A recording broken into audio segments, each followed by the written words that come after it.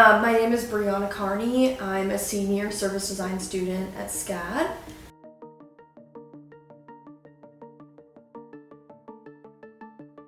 And I took my first blueprinting class and I was like, this is literally my place. And I was like, I know exactly where I'm supposed to be, and service design was exactly for me. So I would say that people who are looking to do design and they also have sort of this inner passion to better humanity and make the world a better place and a more like safe, happy place, I would say service design is right for them. It takes the person-to-person research and innovation that's in UX design, but it also takes the systemic perspective of customer experience design, so it's sort of also a combination of the two of those. So it's a lot of systems thinking and looking at the really big picture instead of finding a problem and then finding a solution. You sort of exist in the problem space for a really long time, and then you'll identify the problems, and then usually from there either you as a service designer can propose kinds of solutions, but that job will usually be given to somebody who's in a specific practice. Basically what a service is, it's, you know, you use Uber as an app, like a coffee shop is a service. It's like anything that involves like two or more like key stakeholders. So it's just basically anything can become a service, especially in the world of design. A lot of things are services. So we just work to improve them. And that could be anything as big as governmental change, and that could be something as small as like, you know, helping a local coffee shop with their like sales, you know what I mean? So it's super broad. It's a lot of like getting uncomfortable. A lot of students will take their anthropology class as like one of their foundational classes, and I would say that's the most similar to what we do, but there are techniques and methods that we use in order to sort of visualize the sort of research that we've done, and that's usually a customer journey map, which UX designers also do. It's just a way to visualize like how a customer uses and interacts with the service, and a service blueprint, which is like front stage and backstage interactions of an entire service in like each scenario. You learn a lot about philosophical theories like Charles Darwin and blind variation and selective retention, and all of these sort of like how people interact with their environment and how we can use design to alter the way that they interact with their environment in a positive way, of course. No manipulation involved in that. It's completely ethical. But yeah, I would say that's really what you do. It's a lot of research, a lot of like getting out there and just going up to some random freaking people. I took like a prototyping and experimenting class.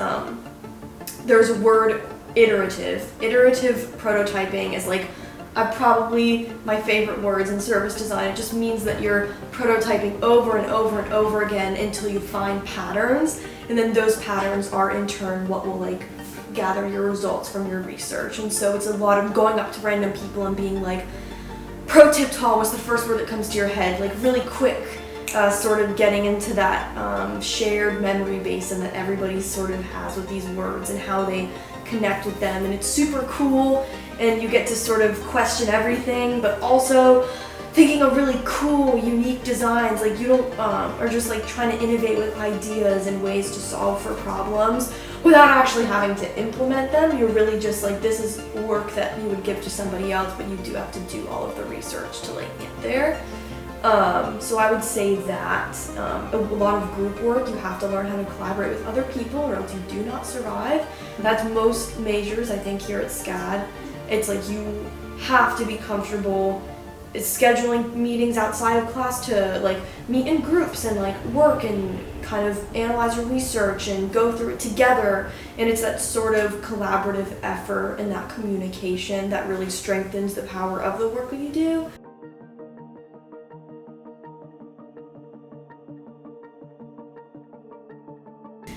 Dream job scenario would be if I have my own consultancies, like an LLC, so I would like do projects basically under like my own name, and I would either have my own team that I handpick or I would just do it solo and just sort of figure out what companies need my help and sort of propose myself as like I can help sort of your optimization of your routines and everything.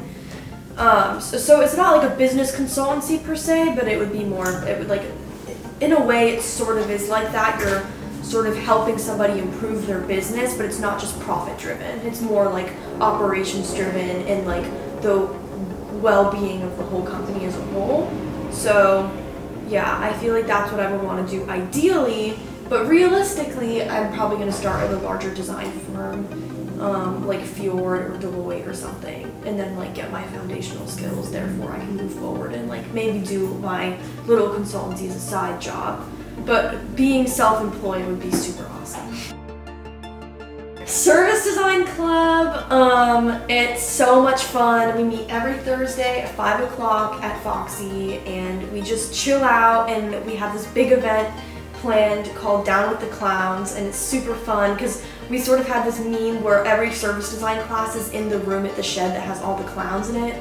So we sort of created this event that's like a sort of joke off of that, where people who want to participate can basically make a poster of a project that they've done, like a portfolio piece that maybe they just want to present and show, and it's a silent, anonymous critique with like food and little goodie bags and things like that, and it's going to be happening at the beginning of March. But it's just a really fun way for students to just sort of mingle and talk to one another, but like also get really good design advice and like portfolio advice. So it's just a fun thing that we want to do. But yeah, Service Design Club definitely.